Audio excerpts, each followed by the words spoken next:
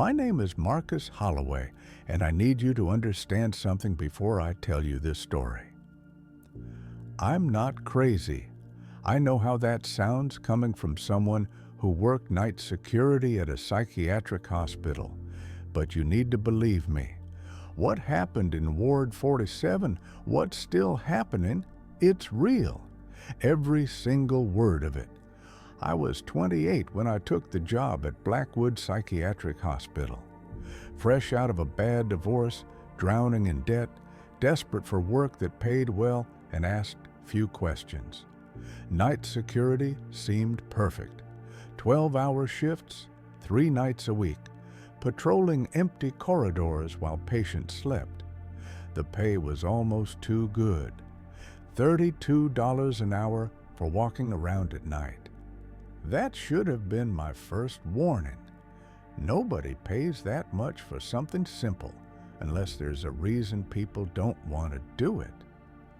Blackwood sits in the mountains of West Virginia, built into the side of a hill like it's hiding from something. The main hospital is modern enough, renovated in the 90s, bright lights, clean floors, the usual institutional smell of disinfectant and despair. But Ward 47 is different. Ward 47 is the old wing, the original building from 1962. They sealed it off in 1989 after what the administration called structural concerns. But maintenance guys would tell different stories if you caught them drinking after their shifts. Stories about sounds coming from empty rooms, about things seen on security cameras that shouldn't exist, about shadows moving in corridors where no one was walking, about the 3 guards who worked Ward 47 before it closed. 2 quit within a month, refusing to explain why. The third, a man named Samuel Cooper, simply disappeared during his shift one October night. They found his flashlight still rolling on the floor, batteries warm, the bulb still lit. His radio was on his belt, his keys in the lock of cell 7. But Samuel, gone, vanished, no trace, no body, no explanation. The police investigated for 6 weeks and found nothing. The hospital reopened Ward 47 in 2019. Budget cuts, they needed the space. The structural concerns had been addressed, they said. The wiring was updated. New cameras installed. Fresh paint on walls that had sat empty for 30 years. Modern locks on all the doors. And they needed someone to watch it at night. Someone who wouldn't ask too many questions. Someone desperate enough to ignore the stories. That someone was me. My supervisor, Helen, a tired woman with gray hair and eyes that had seen too much in her 30 years at Blackwood, handed me 3 keys on my first night. One for the main entrance to Ward 47, one for the security office where I'd spend most of my shift monitoring cameras and filling out paperwork, and one small brass key that looked older than the building itself, worn smooth by decades of handling. "What's this one for?" I asked, holding up the brass key. It was warm in my hand, unnaturally warm. Helen's face went blank, just for a second, like someone had unplugged her. Then she smiled, but it didn't reach her eyes. "Emergency access. Hopefully you'll never need it." She didn't tell me what it opened. She didn't tell me a lot of things. Ward 47 housed 12 patients. High-risk cases, they called them. Violent offenders found not guilty by reason of insanity. The kind of people society wanted to forget existed. Men who'd done terrible things but were too broken mentally to stand trial. My job was simple.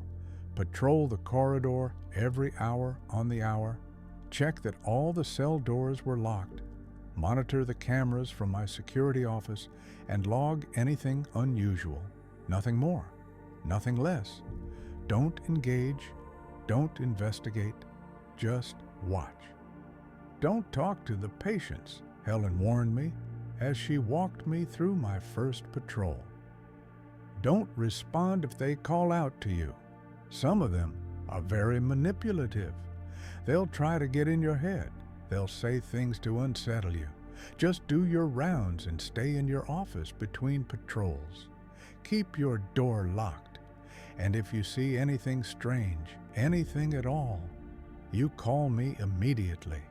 Don't try to handle it yourself. I nodded. I'd worked security before at a shopping mall and a warehouse. I knew the drill. Keep your head down, do your job, don't be a hero. That first week was quiet, almost too quiet. The patients never made a sound during my shifts. I'd walk past their doors, solid steel with small observation windows reinforced with wire mesh, and see them lying in their beds, perfectly still, staring at ceilings, not asleep, just staring. Even the ones the day staff said were violent, constantly screaming and fighting, throwing themselves at walls. They were silent as graves when I patrolled, like they were waiting for something, like they knew something I didn't. The cameras bothered me from the start. There were supposed to be 8 of them covering Ward 47, 4 in the main corridor covering different angles, 2 in the common area that patients never used, 2 covering the security office and entrance, standard setup. But on my monitors, I could see 9 feeds. The 9th camera showed an angle of the corridor I couldn't identify, a perspective that didn't match any camera location I'd found during my rounds.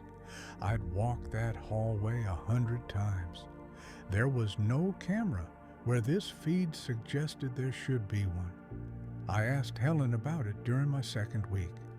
9 cameras? No, Marcus, there's only 8. She pulled up the security system on her computer, clicking through the interface. 8 feeds, the same 8 I saw every night. You're probably just tired. Night shift plays tricks on your eyes. The shadows can look like things they're not. You get used to it. But I knew what I'd seen. That 9th feed was there on my monitors every single night, always showing the same section of corridor, always empty, always waiting. The timestamp worked. The feed was live, but the camera didn't exist. Things changed on my 15th night. I was doing my 11 p.m. patrol, walking the corridor with my flashlight, even though the overhead fluorescent lights were on. Hospital policy: always carry a flashlight in case of power failure. The beam swept across the floor ahead of me, and that's when I saw them. Footprints, wet footprints leading down the hallway. Boot prints, size 11, the exact same size as mine, the exact same tread pattern as my work boots. They started at the entrance to Ward 47, exactly where I'd entered 5 minutes earlier, and continued down the corridor, past all 12 patient cells, stopping at a door at the far end I'd never paid much attention to before. It was marked Maintenance, Authorized Personnel Only, in faded yellow letters. I followed them. The water was still pooled in the treads, fresh, recent. But I was the only person in Ward 47. I'd watched Helen and the day shift leave 3 hours ago. I'd checked every door during my first patrol at 10 p.m. The ward was sealed. No one could get in without a key card, and mine was the only one active at night. The footprint stopped at the maintenance door. I tried the handle, locked. I pulled out my key ring, trying each one. The regular keys didn't fit. The entrance key was too large. The office key was the wrong shape. But the brass key, the one Helen had given me without explanation, it slid into the lock like it had been made for it, perfectly, like coming home. The door opened onto a stairwell leading down into darkness. I should have called it in, should have radioed Helen. Protocol said to report anything unusual immediately. But something about those wet footprints, about the way they simply stopped at this door, about how they matched my boots exactly, it pulled at me. I needed to know. I needed to understand. The stairs were old, much older than the rest of Ward 47. Concrete covered in decades of dust and grime, except for the wet boot prints leading down into the darkness. The walls were bare stone, not the painted cinder blocks of the hospital above. Natural rock. Like this had been carved out of the mountain itself. And it was cold. So cold I could see my breath misting in the beam of my flashlight. The temperature had to be 40 degrees colder than the corridor above. I descended 20 steps, 30, 40. The stairwell turned sharply, and I lost sight of the door above me. The only sound was my footsteps echoing off stone walls and that strange pulse I'd been hearing in Ward 47 for weeks now. A rhythmic thrum like a massive heartbeat buried deep in the earth. I'd thought it was the building's ventilation system, but down here it was louder, much louder, and it had a rhythm, a pattern, like something breathing. At the bottom, I found a corridor, not a maintenance tunnel, a corridor identical to the one above in Ward 47, but older, much older. The floor was cracked linoleum from the 60s, yellowed with age. The walls were painted institutional green, the same color as old mental hospitals, faded and peeling in long strips. The ceiling tiles were water-stained and sagging. And the doors were the same heavy steel as above, but these had patient nameplates on them. Brass plates, engraved, official. I walked forward, my flashlight beam trembling. The first door had a nameplate that made my blood run cold. Cooper Samuel, admitted October 1989. Samuel Cooper, the guard who disappeared in 1989. But this was a patient door, not a security office. Why would his name be here? Why would a security guard have a patient cell? The observation window was dark. I shined my light through the wire-reinforced glass. A man sat on the bed inside, gray hair, wild and unkempt, wearing a security uniform from 30 years ago, the old style with the patch that Blackwood stopped using in the 90s. He was staring at the wall in front of him, not moving, not blinking, just staring. And on the wall, written in what looked like dried blood, was a single sentence repeated hundreds of times, covering every inch. They record everything. They record everything. They record everything. I stumbled backward, my flashlight beam swinging wildly. This couldn't be real. Samuel Cooper had been missing for 30 years. He'd be in his 60s now. This man looked exactly the right age, the right build. But how? Why? What was he doing down here? Who put him here? I moved to the next door, my hands shaking. The nameplate read, Hendricks Thomas, admitted March 1976. I didn't recognize the name, but the date made me pause. 1976, 13 years before Samuel Cooper disappeared. Inside, another security guard in an even older uniform, sitting on his bed, staring at the exact same message written on his wall in the exact same handwriting. Like they'd all written it. Like they were all saying the same thing. Every door in this underground corridor had a name. Every name was a security guard. Every door was a cell. The dates went back to 1962, the year Ward 47 was built. 15 cells total, 15 guards, different names, different decades, but all of them were down here, all of them sitting in the dark, all of them staring at their walls. All of them had written the same message over and over and over again until the walls were covered. The last cell, number 15, had no name yet. The nameplate was blank, polished brass, fresh, waiting for an engraving that hadn't been made yet. I ran, back up the stairs, my footsteps echoing like thunder in the narrow stairwell. I burst through the maintenance door into Ward 47's corridor and slammed it shut behind me, my heart hammering against my ribs so hard I thought it would break through. The wet footprints were gone. The floor was completely dry, like they'd never existed, like I'd imagined the whole thing. I radioed Helen, my voice shaking so badly I could barely speak. There's something under Ward 47, a corridor, cells.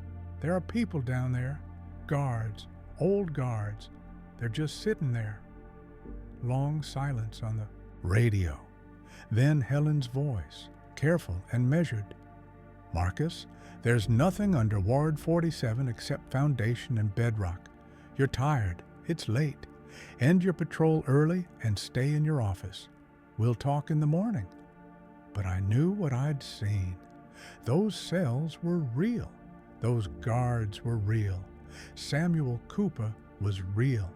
And when I checked the security monitors, that 9th camera feed was showing something different now.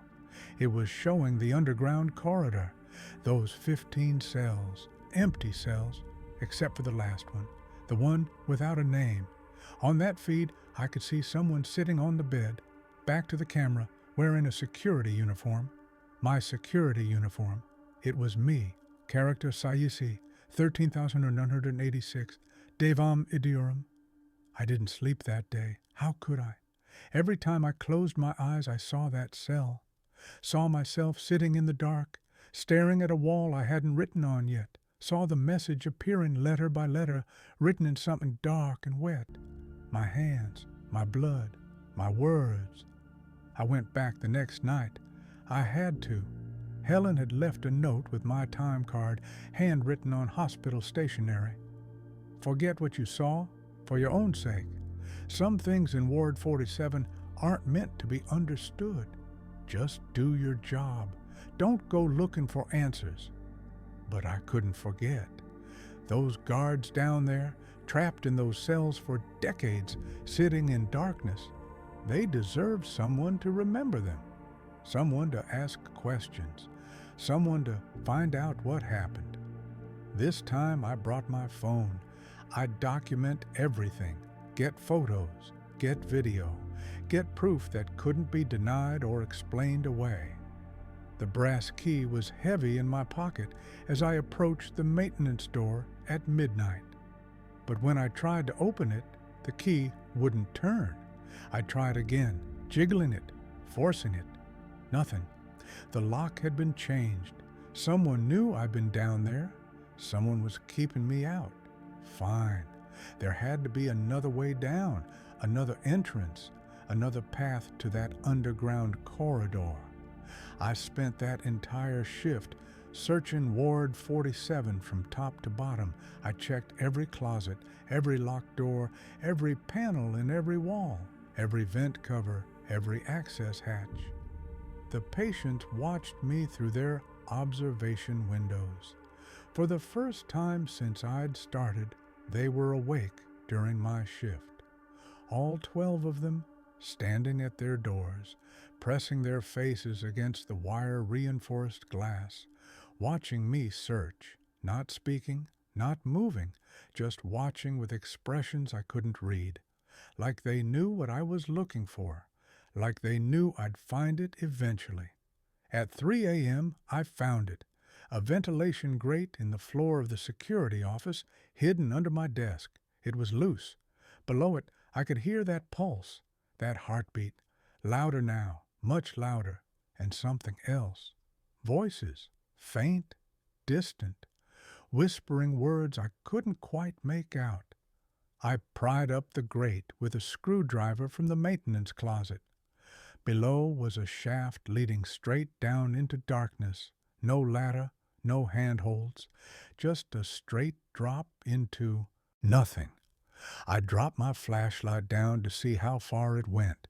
It fell for 1 second, 2 seconds, 3 seconds before I heard it hit concrete far below. Too far to jump, maybe 30 feet. But as I stared down into that shaft, I saw light bloom below. My flashlight had landed in a corridor, the underground corridor, and in that pool of light I saw something move, a figure in a security uniform, walking slowly away from my fallen flashlight, walking deeper into the darkness beyond, walking with a familiar gait. I called down, "Hey, who's down there? Samuel, is that you?" The figure stopped, turned slowly, and in the light of my fallen flashlight, I saw its face clearly. It was me. Same face, same uniform, same badge number. The figure raised one hand slowly and waved.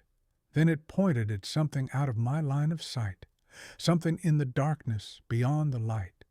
It mouthed words I could read even from 30 feet up. "Check the cameras, check the log.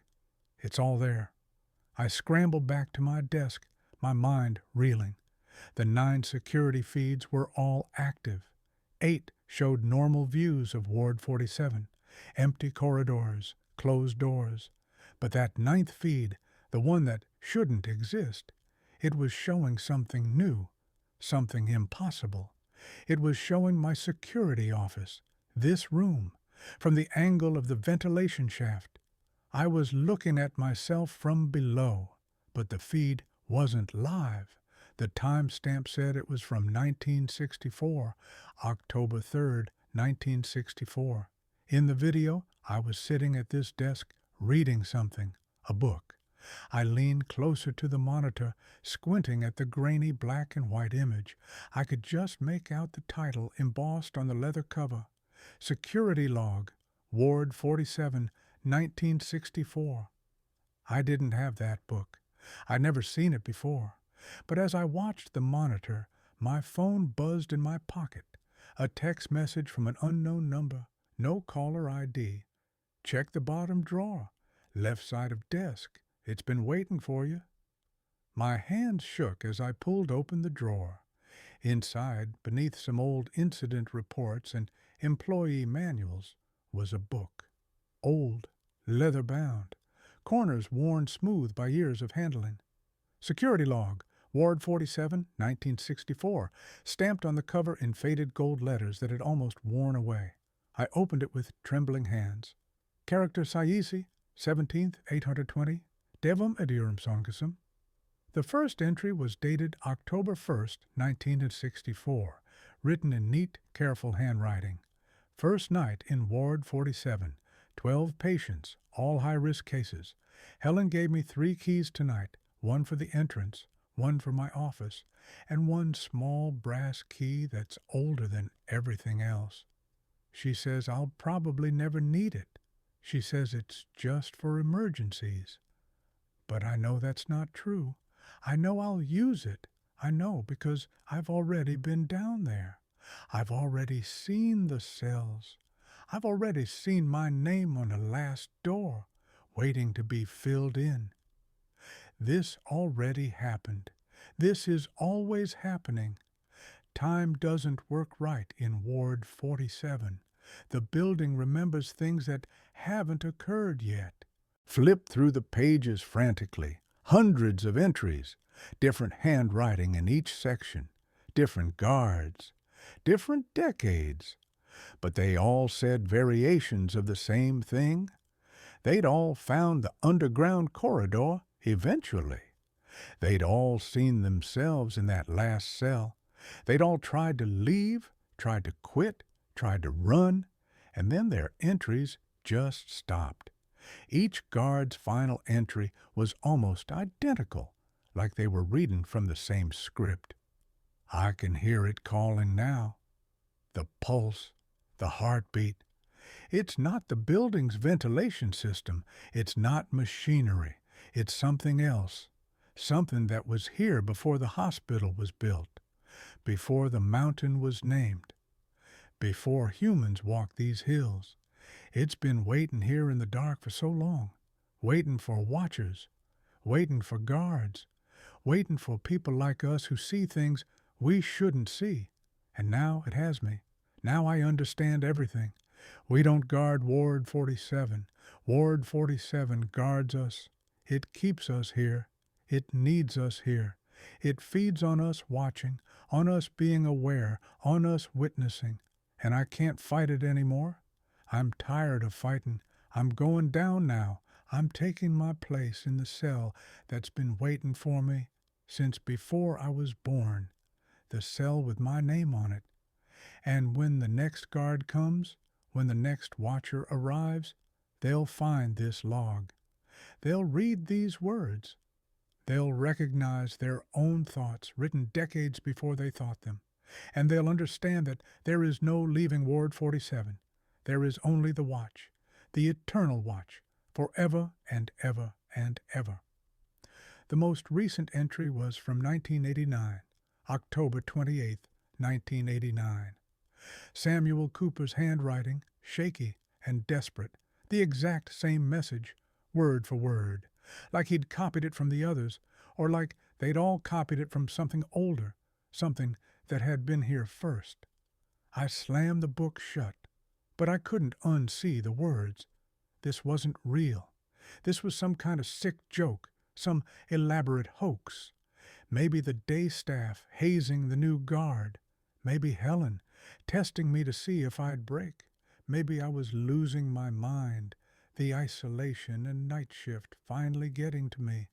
But when I looked back at the security monitor, that ninth feed was showing me again, still sitting at my desk, still reading the logbook.